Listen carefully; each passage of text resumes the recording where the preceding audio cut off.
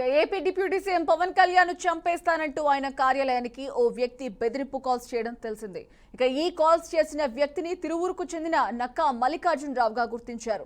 ఉప ముఖ్యమంత్రికి బెదిరింపు కాల్స్ రావడంతో వెంటనే స్పందించిన హోంమంత్రి అనిత పోలీసులను అప్రమత్తం చేశారు.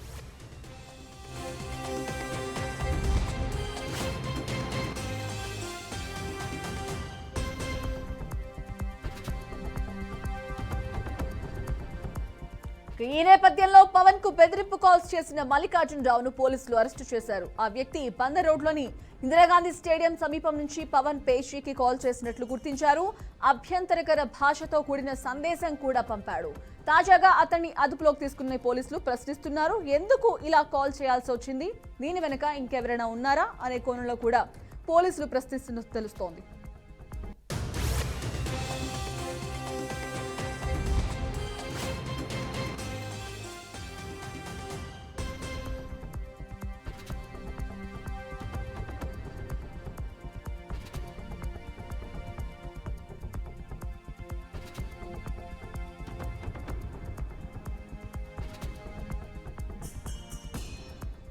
బ్రేకింగ్ న్యూస్ చూస్తున్నాం.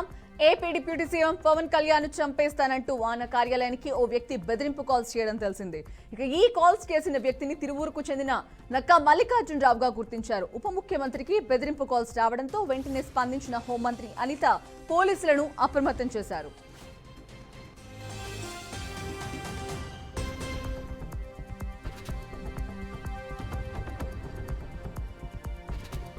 ఈ నేపథ్యంలో పవన్ కు బెదిరింపు కాల్స్ చేసిన మల్లికార్జునరావును పోలీసులు అరెస్టు చేశారు. ఆ వ్యక్తి బందర్ రోడ్లోని ఇందిరాగాంధీ స్టేడియం సమీపం నుంచి పవన్ పేషీకి కాల్ చేసినట్లు గుర్తించారు.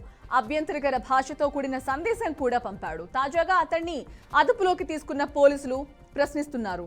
ఎందుకు ఇలా కాల్ చేయాల్సి వచ్చింది, దీని వెనుక ఇంకెవరైనా ఉన్నారా అనే కోణంలో కూడా పోలీసులు ప్రశ్నిస్తున్నట్టు తెలుస్తోంది.